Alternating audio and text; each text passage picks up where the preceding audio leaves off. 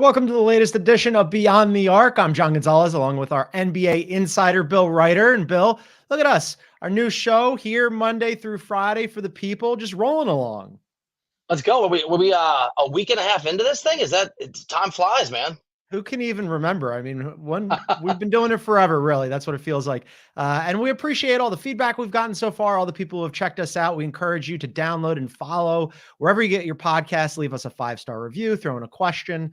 We got a fun show for you. Later, we'll do a little stock up and stock down, and the NBA expands its gambling footprint. A little controversial decision, but getting a lot of run there. We'll discuss that later. First, though, Luka and the Mavs beat Wemby and the Spurs on Tuesday, just barely. Afterwards, Jason Kidd said, yeah, it does count as a W, but not all wins are pretty. He was not kidding here.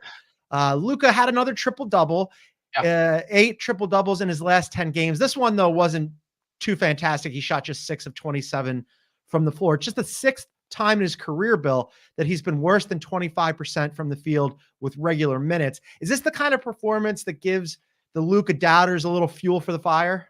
I think it does. And look, I'm not sure that I'm one of them. I go back and forth, but I certainly talk to people that are doubters. And John, I was certainly prepared because there was a stretch there where it felt like maybe the Spurs were going to pull this game out. And Wembanyama wasn't amazing, at least in terms of his efficiency over a big stretch of that game. And Luka wasn't great in the fourth quarter. But I think it goes a little deeper. And I reached out to three different guys who work for 3 different NBA teams of different levels today to sort of get an assessment on this. Can I walk you through this a little bit? Like what's coming back? Now, it doesn't mean because all 3 of these guys are Luka doubters. Everybody is, but all three of these sources came up as scouts. 2 of them are much higher than that now. One of them is still a scout. And I think it distills down to a few things, and we've talked about it. One is his usage rate. And I know that you had noted, we had talked before the show, it is huge. Is it 36%? It is the highest usage rate in the NBA in the non-Joel Embiid division. So the sort of the synthetic, like if you synthesize that for what I was told, it's the idea that players that aren't great or good players, right? Players that don't create betterment for their teammates, better outcomes for their actual teammates. The AI model is what one guy said, doesn't work in the modern NBA. That's one. So the usage rate, the idea doesn't work. He's clearly a defensive liability. That is true. There's a lot of wear and tear that goes on a guy over the course of an 82-game season when you just have to have the ball in your hands that often. You have to generate that much of the offense. So there's a worry that maybe the Mavs are unable to be as successful as they should have been. He's only made it out of the first round one time because he just can't be the guy that he is in the regular season. But like the why of this, and I had one guy in particular sort of go deep on this that I hadn't thought of, is the idea that if you are and he kept using the term outcome-based individual rather than outcome-based for the team. If you are Luka Doncic and your outcomes are going to be individual excellence that happen to carry a team to success in the regular season, his view and the view of these other folks that I talked to, John, is it's not going to work because you have a perfect set of ingredients that make playoff basketball perfectly designed in 2024 to stop someone like Luka Doncic. High usage, not great defensively, individual star that doesn't improve guys around him. One is the fact there's a lot more practice time, so you can implement really whatever game plan you want to go at Luka Doncic. And the other, which I hadn't thought of, and the argument he made, is that in the regular season, it's a lot more of a flow in terms of the plays that you're running. Yeah, you've got things you want to do, but you've got to really be a lot more spontaneous, and it can be a lot more random. And the point that one of these sources made is if you're an Eastern Conference team and you're on a back-to-back, you're playing your 3rd game in even 6 or 7 nights, and you haven't seen Luka, you're not preparing in the regular season the way that you will in the postseason. But in the postseason, they told me, it becomes a tape-based approach, a film-based approach, and that the ability to get on film, to look at Luka, to know what he's going to do, to understand you just have to stop him, to understand Kyrie's got a high usage rate too, that the other teammates aren't used to having to carry the load or make some of these big shots. All of that combined, this idea, and they sort of sold me on it. I am sold that Luka Doncic is a great individual player, but in the modern game against better teams and better coaches where the film really matters and the game shifts in the playoffs, that is why there are doubters. And they would argue that is why Luka is not going to be successful in the postseason this year and maybe in years ahead. Yeah, it's weird because he has had a really incredible individual season. And the Mavs, as we've mentioned here on Beyond the Arc, many times over the course of our long history of doing the show, have been extremely streaky this season, right? I mean, they were really hot before the break, then they were cold after the break, then they got hot again. Now, they squeak out a win against the Spurs, and it's hard to know what to really make of them because Luka has 18 total triple doubles this season, which is a franchise record, broke his own record. It's amazing. And they're 11-7 in those games. So they have been a winning team in those games, Right. but over course of Luka's career, they've won like slightly north of 55% of his regular season games. So it's kind of like, all right, they're a kind of winning team, but they've only gotten out of the first round once. And as you mentioned, he is incredibly ball dominant. That usage rate, everybody knows what's happening with the Mavs. It's Luka and then to a lesser extent Kyrie. And that's really amazing too, because in addition to Luka having the highest usage rate in the NBA, he's got a higher usage rate. And again, I'm accepting Joel Embiid because he's missed so many games. Higher usage rate than Giannis, than SGA, than Ant, than Steph. Now, all of those guys, either this season or over the course of their career, have had more success winning. And then his usage rate is considerably higher than a ball dominant guy like Kyrie. So. Right. I mean, everybody knows what's happening with Luka, right? And the Mavs. It's Luka's show. And if he can pull it out and play, out of his mind, they've got a good shot to win. But it does leave a lot of questions for the Mavs, less questions for the opposing team because they know who to stop. And also defensively, he's a massive minus. Yeah, he's a huge. And by the way, so is Kyrie. And it conjures, and we've talked about this, ideas of Harden 2.0. And I talked to one guy who has been or is a GM, right? These guys like to code who they are, but has sat in that chair. And the point that he made, he walked me through all the reasons. I can read you this quote if you want, or we don't have to, but why he doesn't think it's going to work. But then he said, but I'm taking Luka Doncic the moment I can get him because the outcomes may not add up to championships, but it will add up to playoff appearances despite this year. You are going to win a lot of regular season games. There is a different thing you can do with Luka in the playoffs versus the regular season, but he's so talented, you've got to have him. And his prediction, and I think it's interesting, and again, through the prism of is Luka Harden 2.0, he pointed out, and I guess this is true, he said, all of you guys, like picking on people like me, you reporters, tried to figure out who was to blame when Harden didn't win originally, and was it the coach, and was it the front office? And then eventually he said, you, the media, turned on Harden. It became Harden can't win. And his prediction is that that's going to happen to Luka this year. He thinks Luka and the Mavs, if they're not on the plane, if they get out, don't play well in a first-round series and go out or maybe lose in a second-round series. And he thinks it's going to be a very similar narrative that builds around Luka Doncic that has, I think, clearly become a thing with James Harden. I can't believe I'm going to do this. I think this is grossly unfair to James Harden. So does this guy, by the way. This GM guy said the same thing. I really like Luka. Yeah, I really like Luka as an individual player. I think that the notion of if you can get Luka, would you do it? Of course you would. He's been incredible. And then you just hope to build around him and like change his fortunes in the postseason. But so far, James Harden has been grossly more successful in the postseason than Luka Doncic. He's made the conference finals not once, but twice with two different teams. And oh, by the way, he got out of the first round not once, but twice with the team over my shoulder, the Philadelphia 76ers. Luka's only ever been out of the first round one time. So, I mean, it kind of boggles my mind that I've been put into this position, but defensive James Harden, it's not a no contest, not to mention James Harden is a former MVP and Luka is not. So, I mean, like, what are we talking about right now? It's a great point.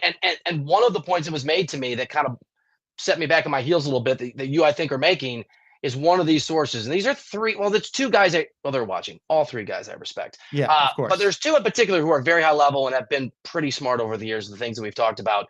And one of them made the point that you're making that they're like, look, you can do the Harden 2.0. It's true, but Harden was a better version of this and he's a better defender when he engaged, has been a better.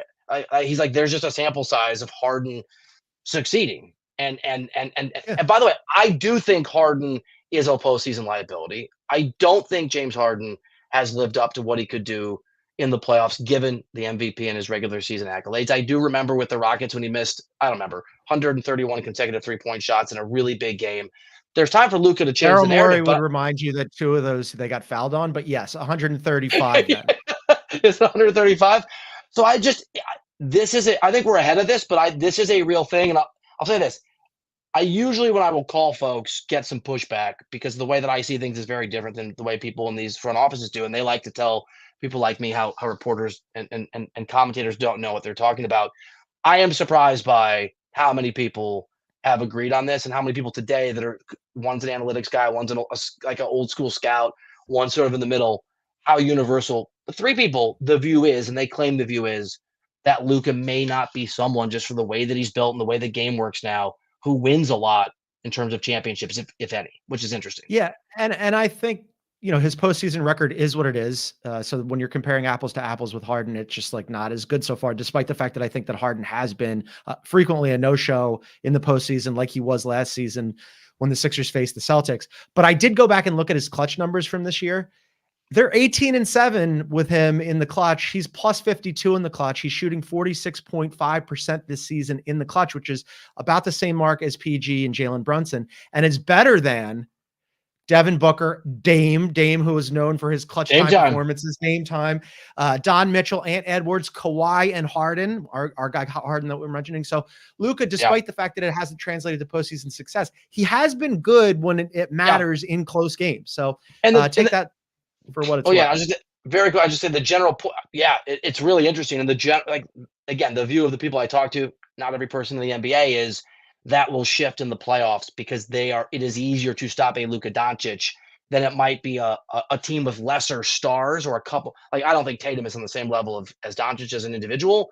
And it's a bad example because of how loaded Boston is. But even before Drew Holiday and Porzingis came in, that team might be harder to stop because there are more guys who can hurt you, and it's harder to plan for that in the playoffs. You've made some good points, courtesy of the people that you talk to. And as you mentioned, the people that you talk to, your sources in the NBA, they're wonderful people. Right now, live on YouTube. I encourage them and everybody else, click that like button, make sure that you subscribe, follow us, turn on notifications. You'll find out when we go live. All right. I want to get into this Draymond thing. On the heels of Kyrie's circus shot the other night with that left hand over Joker that was absolutely ridiculous. Draymond decided to insert himself into this conversation. He had some comments on Kyrie, and then he just like randomly dragged KD into this. Kyrie Irving is the scorer that the world thinks of Kevin Durant. And what I meant by that was, like, there are some things at times that you can do to Kevin to make it a little tougher on him. Why? Because he's 7 feet and he handles the ball a lot. And there's times where, because he's 7 feet, if you time it right, you can pressure up and like press up into Kevin and make things a little bit tougher. He have to turn his back or something and get him out of rhythm a little bit. But like, he's 7 feet. So most guys that can guard him out there when he's handling the ball is not going to be 7 feet, because 7-footers don't move like Kevin Durant. Kyrie Irving, you can't like do anything to make it hard on him. Like, you can't make the game tough for Kyrie. Like, he's one of the best 3-point shooters. He's got one of the best mid-rangers, arguably, if not the best. He's arguably the best finisher in the NBA. He has floaters with either hand, as you can see by that. He can finish with either hand at the rim. Kyrie can also switch and shoot a mid-range jump shot with his left hand. Like, if you get him in a bad way in the air, he can actually just shoot it with, like, there's actually nothing you can do to stop Kyrie from scoring. Bill, I'm not entirely sure why Draymond dragged KD into this, but what did you make of it? He can just not quit KD. Yeah, you said it. He hates KD. Didn't KD just go on his podcast? I thought everything was. Look, we can debate the merits of Kyrie Irving as a postseason force or team, positive or negative in the locker room. That guy's an amazing player, but he's not Kevin Durant. Kevin Durant might be the best scorer in the history of the game. I mean, I think he's in the conference. I would rather have Kevin Durant than Kyrie Irving, over the course of their careers. And it comes at a tough time, right? Of course. It's just, give me a break. This is about Draymond Green still being mad that KD's gone or whatever went on when they were playing together. Yeah, I mean, clearly every time he gets a chance to dig. I wonder how much of this is just like Draymond gamesmanship, right? He loves to poke at KD. That's Supposedly fair. the Suns are going to be a foil or trying to position themselves as a foil for the Warriors, although both of them are in the play-in, and like what kind of rivalry is that really? Right now it isn't. I do wonder though, like if he made his point a little bit differently. We saw Kyrie close that game with an incredible circus shot, and it's not like KD hasn't done that before either. But this season, the Suns in the fourth quarter have not been good. And the last few games, especially, KD is, I mentioned this to you and Ashley on the pod the other day. Both of you, I think, rightly said that you're not worried about KD. But last 3 games, scored under 20 points, didn't really look like himself. And the Suns in the fourth quarter have been absolutely abysmal this season. In fact, they've been so bad, they have the worst net rating in the entire NBA. And then that's an NBA that includes teams like the Pistons and the Wizards and the Spurs and like a bunch of other junk teams. And It's the Suns have been worse than them in the fourth quarter. And credit to you, maybe on the pod last week, maybe a different CBS Sports conversation we had somewhere else. You had said that a week or two, or I can't remember. You had said it earlier, and now it's percolating up everywhere. And that is like, I think they're going to be okay. It is a concern. It is a worry, but it doesn't change. Those facts don't change the reality that Draymond Green is. I was going to say was kind of put out, but your gamesmanship makes sense. The fake pseudo, are they a rival thing? Maybe he's just planting some seeds and knows a little psychological warfare if and when they'll go at each other. And they could play each other in the play-in, in a final play-in scenario. It is possible. I'm going to pull a Draymond here and say, I actually mean this as a compliment, but Draymond, when in his podcasting style, has a little Fox News dusting to him where he's just asking questions. You know, he's just throwing stuff out. He doesn't, it's not really his opinion. It's just food for that's thought. a good He gets call. people, like, all worked up. And then he just goes, "Why? I don't understand why people took it out of context." Let me try. Can I try it? Can I like, Please. I wonder if Doc Rivers ever feels like he has squandered multiple championship teams through his own mistakes. I wonder if that's something he ever struggles with. Yeah, Like, there you go. that? You're just asking questions. Or Draymond, I wonder if Draymond, if he could keep his hands to himself, would have more accolades and the Warriors would have succeeded. I'm just wondering, you know? I mean, that's an amazing point. Like, instead of talking about how KD gets the credit that Kyrie should get, maybe you should focus on being available for your team rather than pseudo attacking players in the NBA during games. That's a great, because I still think the Warriors are pretty interesting, and the analytics are interesting since he came back. But whatever, it's hard to know, and they're in a hole in large part because he is not the guy he was supposed to be for his teammates in terms of being around. Draymond was just taking shots all over the place, including he was, I forgot what word he used, but I'll say that he was dismayed when he found out that LeBron James and JJ Redick are doing a podcast together because he has invited LeBron on his podcast multiple times and he has yet to appear on it. So he's all put out by that too. So banner week for Draymond, who's just an incredible multitasker. Not only is he a good basketball player, but Premier League podcaster as well. And not for nothing, Suns and Warriors also in action tonight. Sixers at the Suns. That should be a dub, you'd think, for the Suns. And then Grizz at Warriors. You'd think that would be a W for the Warriors as well, but we'll see. We're going to take a quick break. On the other side, our regular here on Wednesday, we're going to do a little stock up, stock down. That's next. It's time for the madness. And CBS Sports HQ has your wall-to-wall NCAA tournament coverage. We got your game highlights, expert analysis, and insights all the way to the Final Four. Start and end your March Madness coverage with CBS Sports HQ. To Beyond the Arc, I'm John Gonzalez. He's Bill Ryder. We encourage you, as I said before, follow us, download us on podcasts, subscribe on YouTube, hit the like button, all of the things that you can do on social media to let people know where we are and that we're out here Monday through Friday. Please do so. But every Wednesday, we're trying to do a little stock up, stock down, a little, we're going to take account of the NBA and give you things we like and don't like. And we're going to start with the positives first, Bill. I love being a pod. I'm going to go on, and not just because this is, sort of a nod to Ash. She's not even here today. She'll be back. She'll be back tomorrow. I'm going to go Knicks stock up, and not just the moral victory of playing well when Julius Randle and OG Anunoby are not just missing, but there's this sort of nebulous idea of when they're going to come back. John, they're winning games.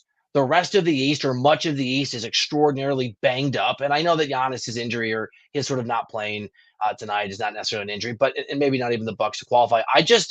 I like the Knicks in terms of how they're playing and what they can be when their guys come back, and the fact much of the East is not rising to take advantage of a New York team that was outstanding 15-2, I think, when OG was in, and sort of pushing New York down. Good job, Knicks. Won some games, a little bit of a win streak, playing well despite the injuries. Yeah, I mean, the Knicks, when OG is out there, look really good. And we haven't even gotten to, hey, what happens when they get Julius Randle back? What happens when they get Mitchell Robinson back? Isaiah Hartenstein has looked really good for them. In the absence of all that, Josh Hart has been a revelation. I mean, he has been a career journeyman who he even said prior to this trade deadline that it was kind of remarkable for him because it was the first trade deadline in his career that his name wasn't really popping up into conversations about being shipped somewhere else, because he has always been like, hey, if you could get him into your rotation, he's the perfect guy for you. Plays great defense, does so many different things. But most teams end up just moving on from him, right? Because he could be valuable to somebody else. The Knicks have landed on something here with him, and to a lesser extent, Dante DiVincenzo, who I think prior to this is by far and away Dante's best 3-point shooting season. But Hart really just doing everything at both ends of the floor. And I don't know. I mean, Tibbs is going to have to decide, as we've mentioned, somebody to come out of the lineup, out of the starting lineup. I don't think you can take Josh Hart out of the starting lineup right now, which probably relegates Dante. I agree. Man, but man, they are killing it. We talked about, Ash and I talked about it yesterday. You just hit on the same thing. Give Tibbs his flowers, because whatever the criticisms of racking up the minutes and guys getting worn out, he wrings every bit of talent from most of the teams that he coaches. And that's on stark display this year. I mean, the guys you mentioned, other guys, that is a Thibodeau production in terms of taking players that maybe wouldn't be impact players and winning players while guys are hurt and making them look like they belong, and they belong on that Knicks team. I don't know who the coach of the year will be.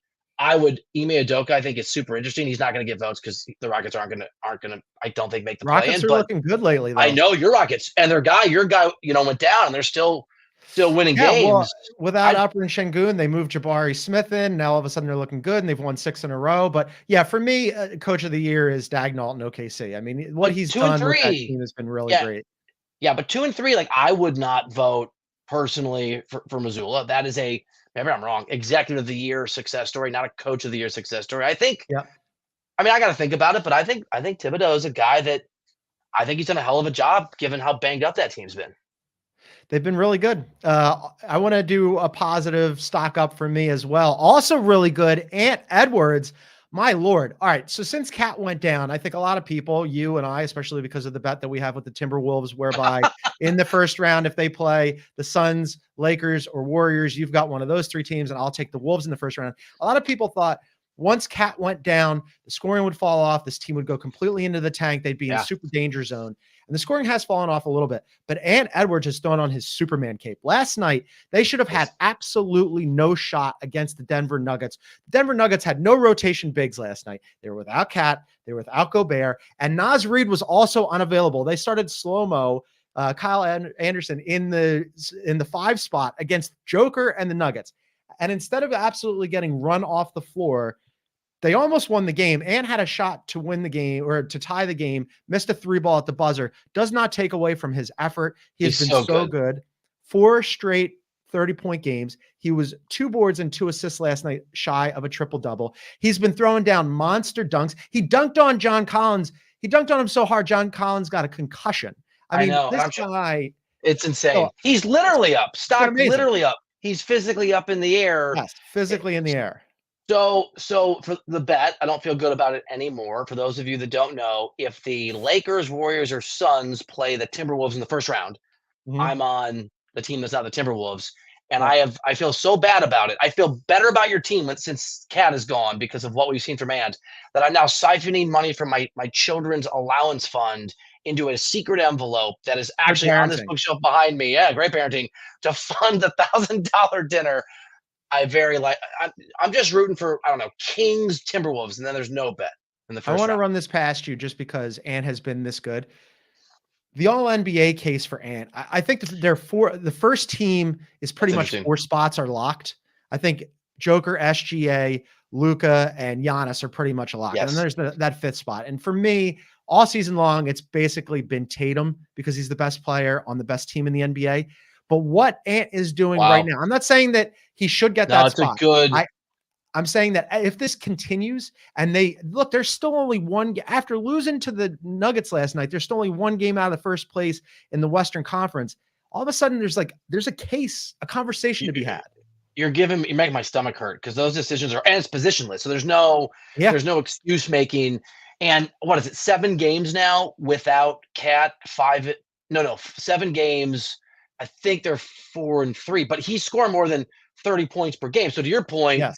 he is scoring like he is the best scorer, one of the 2 best scorers in the NBA, small sample size, over this stretch. And if he does this you're right, for the next 14, 15 games, and I have a vote, that's going to be come down to can you imagine leaving Jason Tatum off of your all NBA first team and the way that guy and that fan base is going to react? I know I can't take it into consideration, but that it's in play is amazing.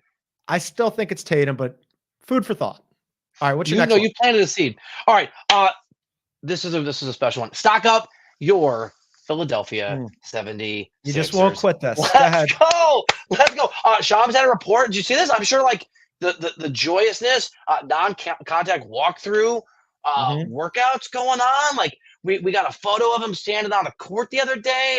Look, is it a long shot? Yes. Are the Sixers probably going to fall into the play-in? Absolutely.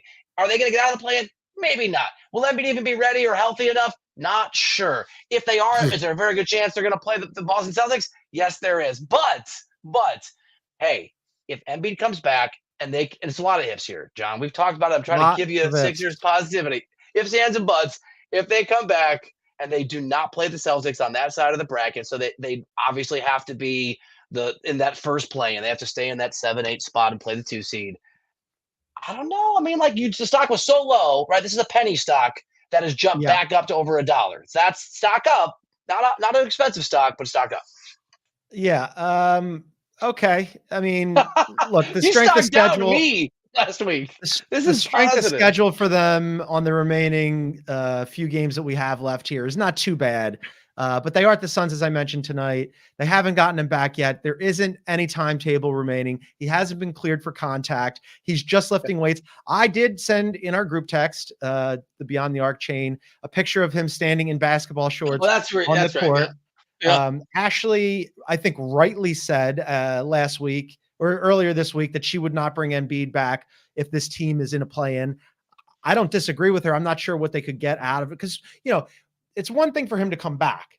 Then it's what kind of approximation of Joel Embiid are you getting? How many minutes can you play him for? Is he at risk of further injury? But sure, I will take the optimism. I'm going to actually piggyback on this one a little bit.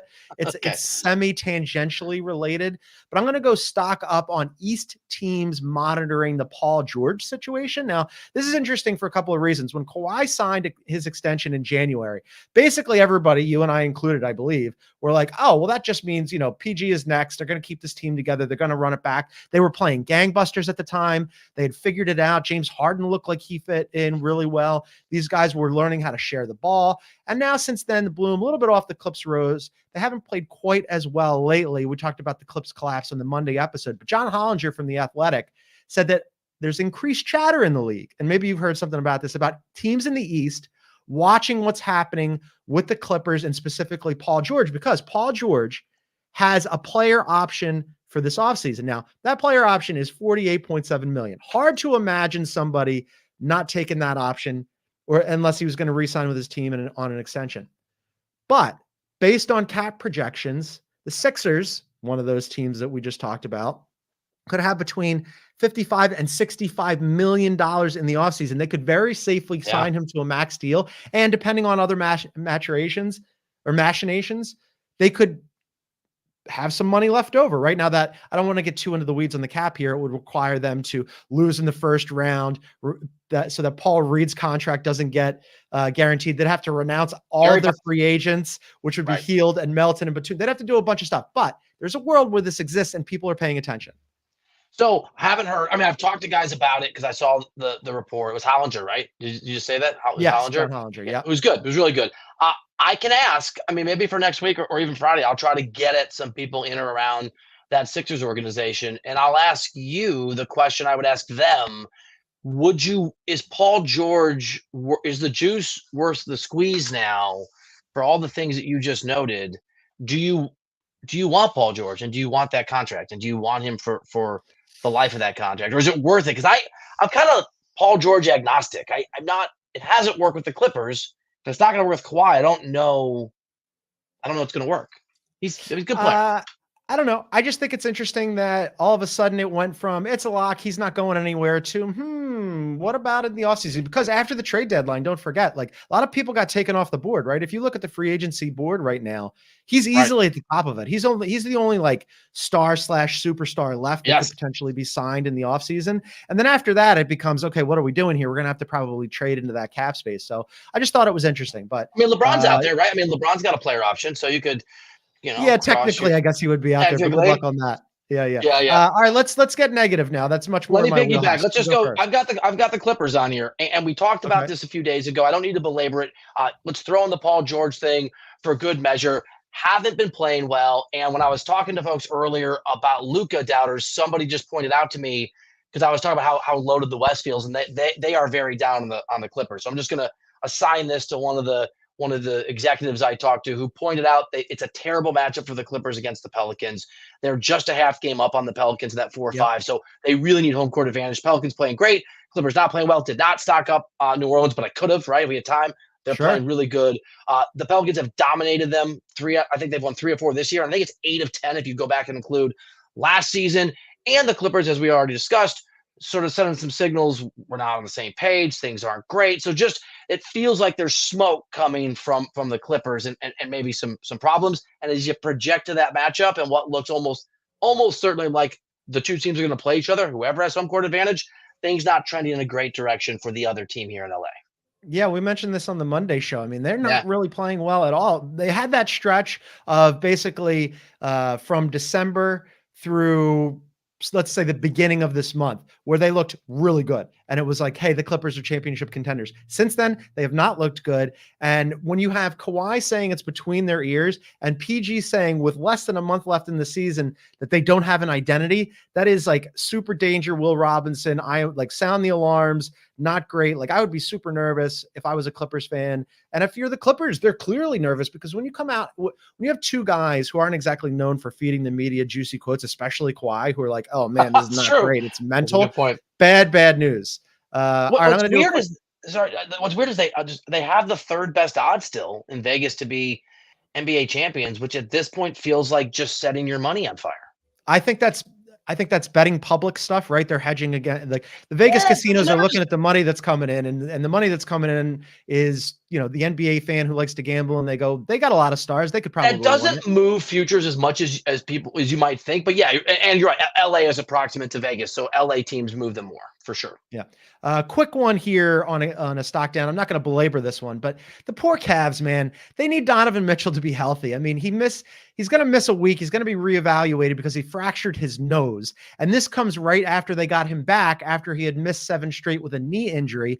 Now the team's scuffling a little bit. The team that you stock up earlier was the Knicks. The Knicks are coming for that 3 seed. They're only 2 games back. Now, the good news, if there is any for the Cavs, is their remaining strength of schedule is pretty much middle of the pack. Not too bad there, but love the photo there that we're using on the YouTube our YouTube page, which is just like something stuck up poor Don Mitchell's nose to, I guess, staunch the bleeding. But this is not what you want if you're the Cavs right now. No, and I really like how you projected forward on PG and the Clippers. Let me circle back to something we've talked about with the Cavs that has kind of been on the back burner in terms of people talking about. But most people think Donovan Mitchell is going to leave this summer. It doesn't mean it'll happen, but most people think that he does not want to be there next year. And I still like the Cavs, and I think they're really interesting. But if you want to have a window of possible success, you need to be successful this year to increase the odds that Donovan Mitchell doesn't just say, get me the hell out of here. I don't want to be a Cavalier. So, yeah, I love that. I'm with you. And in Cleveland, I won't say existential crisis, but whatever goes wrong in New York, if guys are hurt, if OG doesn't come back, they feel great about their future. They feel really good about what they're building. They feel on very shaky ground in Cleveland. Yeah, and they should. It's not been going great. They definitely need to get healthy. That would be nice for them. All right, last one for you. Last one. Suns, I'm going to spend 10 seconds on it. Okay. Poor Kevin Durant's, catching strays from Draymond Green. Yep. You've got a team that you walked us through is unbelievably terrible in the fourth quarter. And again, talking future very fast, They leverage their future. This was the plan. They don't have a lot of depth. They don't know what they're doing next year. The window to win championships was with this core group of guys, and every year that should get harder because these guys get older. Things are not going swimmingly in Phoenix. They really aren't. And it continues to surprise me, right? Because for much of the season, I've seen the Western Conference in tiers. At first, it was a 4-team upper tier. I think it's pretty clearly a 3-team upper tier now that the Clippers have started to fall back a little bit. And then in the 4-5 spot, you've got that second tier, which is the Clippers and the Pelicans. And then you've got the third tier. And I kept expecting the Suns to move out of it, but that's the Kings, the Mavericks, and the Suns. And on paper, I thought that's going to be the Suns. The Suns are going to clear the Mavericks because the Mavericks are so streaky, and the Kings are what the Kings are. They're a very nice team, and I wish them nothing but the best, but they're not a championship contender. Now they're and fun. the Suns just they can't get out of their own way. It's very strange. But good news for Phoenix fans, the Sixers are coming to town tonight, and they're broken, so should be good. If the Sixers win this game, are you willing to be positive about the Sixers on Friday? Can I talk you into? Well, yeah. I mean, like I said, they've won a couple games recently. They have. That were not good, not good wins in terms of, in the same way that Jason Kidd said, it's a W, but it doesn't look pretty. That's every win that they've had since Embiid went down. So sure, if they beat the Suns on the road, just like when they went to Dallas and they beat Luka on the road a couple weeks ago, I don't know how they did it, but I'll take it. All right, last one for you. And this one is kind of unfortunate, but stock down on Austin Reeves' dignity. For those of you who somehow missed it, as we mentioned, Anthony Edwards dunked John Collins into a concussion the other day, but that wasn't the only poster that was of note. In the Hawks versus Lakers game, Jalen Johnson got up and threw down a monster dunk. Unfortunately for Austin Reeves, it came at the expense of his face, because when Jalen Johnson went to dunk, Austin Reeves' face ran into Jalen Johnson's, let's say, his area. Okay. So after the game, they're sitting at the podium, Austin Reeves and D'Angelo Russell, and a reporter asks Austin Reeves, "Hey, could we have your perspective on that dunk?" And he goes, just deadpans it. "You don't want my perspective," because his perspective was a little too close for comfort. So Godspeed, Austin Reeves, and your dignity. I have nothing. That was fabulous. I wish, if you're listening on the podcast, later, we're live. It's worth go watch going. The video. Just skip to skip to the 37th minute of Beyond the Arc after you like and subscribe and all that good stuff. Well done. Tough stuff for Austin Reeves, but hopefully he'll recover. All right, we're going to take a quick break, and then when we come back, we'll wrap up the show with the latest news about the NBA expanding to have in-game betting. That's next. The blackout mystery remains. Welcome to March Madness. You just never know in the tournament who is going to shine. Stream March Madness live on any device, anywhere, and be ready for anything. Back on the Wednesday edition of Beyond the Arc, John and Bill. Bill, some really interesting news from the NBA. As we've seen, the NBA keeps expanding, legalized gambling. It's gotten into the business, and we found out on Tuesday that they're adding in-game betting to NBA League Pass. So now, on the officially sanctioned league app, through their official league gambling partners, you will be able to place live bets on live odds, teams that have winning percentages for the game in the third quarter. Love it. It's going to be fluctuating constantly. Is this a good idea or a bad idea? Yes. Is that can I That's yes probably right. Yeah. Look, this was an inevitability, and Adam Silver, long before we hit that tipping point where gambling was just a reality and the NFL went to Vegas and it's okay, this is the way that it works. Adam Silver was always signaling his openness before this was a thing to gambling. Yeah. He was ahead of this. He was forward thinking.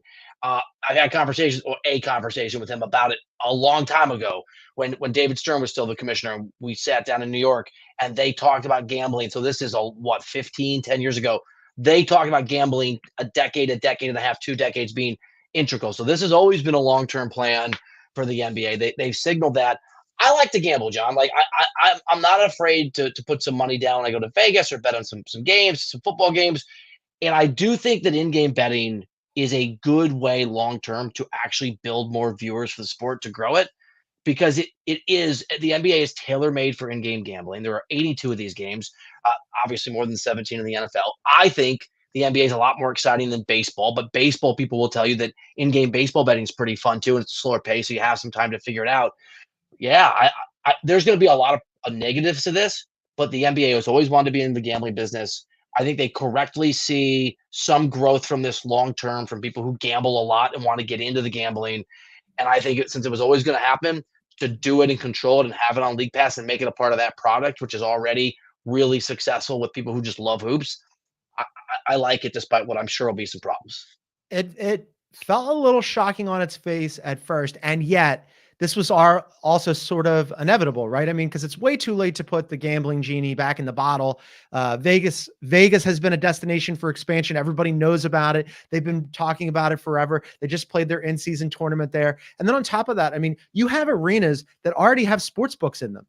The Wiz Arena has a sports book inside of it, and the Suns Arena right next door to Guy Fieri Flavortown is the Caesar Sportsbook, right? Like it's like Guy Fieri and Caesar Sportsbook had a weird Flavortown gambling food baby, and now all of a sudden you don't even have to go to any of those. I've been there, by the way. It's excellent, and I'm very much pro diners, drive-ins, and dives, and I would love to roll out with Guy anytime he wants to come on the show. He's more than welcome. But like, this is where we are, right? It is a gambling society. The NBA figured it out. They're tapping into another revenue stream. I do want to bring this up though, because other people have pushed back, including notable players like Rudy Gobert. You'll remember that like not even a month ago, Rudy Gobert got teed up at a really inopportune time in a game against the Cavs where he made a money symbol at the referee. And then afterwards he said, I'm going to read the quote here. He said, "I'll be the bad guy. I'll take the fine, but I think it's hurting our game. I know the betting and all that is becoming bigger and bigger, but it shouldn't feel that way." He got smacked with $100,000 fine after that. So not only did the NBA say, shut up, pay your fine, but they paid him no mind and immediately rolled out live in-game betting on their app. So this is the Pandora's box of the sport. And let's be candid. Gambling, like any other vice, is fun and fine if you can control it, and not everybody can control it. And you can just do a Google search on people that have been the financial person at the local church or at the local office or an accountant or any walk of life where people have had gambling problems, gotten themselves in trouble, and stolen and taken money or behaved in ways that are totally unacceptable. And NBA refs over an infinite timeline are not immune to that reality. Hopefully they're immune to that reality. Right. And and it's happened to whatever degree one. So yeah. And the thing that's is, what I mean. Like, do you think that there'll be, because you already have players, we already saw the scandal. They had an NBA betting scandal previously with a referee named Tim Donaghy, who, by the way, grew up not far from me. That's apropos of nothing. But he's now a Philly guy too? Yeah, he grew up just outside of Philly. Philly. Okay. Everybody's from Philly. But now you have guys, even before the NBA implemented this new policy where you can gamble through the NBA and its partners legally, you have guys who are prominent, who are superstars in this league, the potential defensive player of the year this season, like Rudy Gobert, openly questioning how referees might react to something like this. So it's twofold, right? It's the concern that eventually you're going to have people in positions of authority, and not just refs, although that is the nightmare scenario. You could have assistant GMs or assistant coaches leaking it. We saw this in college baseball, right? People making adjustments because they're in trouble. But then you have the players who are going to think or worry that it's happening. And even if it's not, if Rudy Gobert or any other player suggested it casts this cloud over the NBA and its integrity with gambling. And let me add this, John.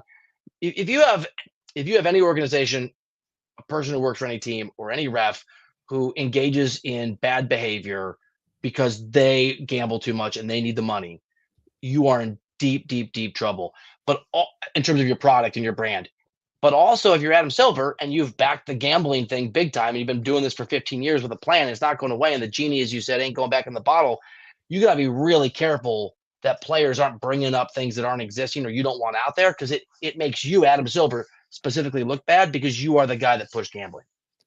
Yeah, and I get all of the optics component to it, but again, nobody's going back. This is the world we live in now. Yeah. They've all made their decisions. And also, even if you weren't getting live betting, despite and in spite of the bet that you and I have about the Wolves over the dinner, I'm not really a gambler anymore because a lifetime of covering sports and reporting on it has taught me that I don't know what the outcome will be. And I would be infinitely wealthier if I had just saved all that money. If Sure. I knew what the outcome would be, I wouldn't be talking to you right now. I'd be on an island right now with my feet in the sand and a drink in my, or an umbrella in my drink. I just wouldn't be here. So I'm not really a gambler, but I know enough to know that you can place a bet anywhere you want with anyone, and you don't need the NBA to provide it for you. So if you're the NBA and people are going to, it's kind of like if people are going to booze anyway during Prohibition, I might as well offer them some booze. People are now legally gambling, so the NBA might as well offer them their fix. It's not surprising. It's a business decision. Well, yeah, and they want people who, I mean, part of this is people who watch League Pass because they love hoops. That's not who they're targeting. I mean, the gambling partners are. It's the casual, NBA wants, it's the gambler, yeah. they want the gambler. So my brother's a gambler. He doesn't watch a lot of hoops. In 5 years, I would say there's a 50% chance my brother's watching hoops because he'll just be sitting in his house watching League Pass gambling on. That's what the NBA wants. It's interesting. Well, careful what you want and wish for, but they have gotten it now. So Godspeed to the NBA and Adam Silver. I think that's going to do it for us today. We remind everybody, if you like the show, please tell friends and family members about it. Encourage them to listen and download and follow and subscribe and all that good stuff. There's a QR code in the upper right corner for those of you watching on YouTube. But for now, for NBA insider Bill Ryder, I am John Gonzalez. Thank you for tuning in, and we're going to be back at it tomorrow, gang.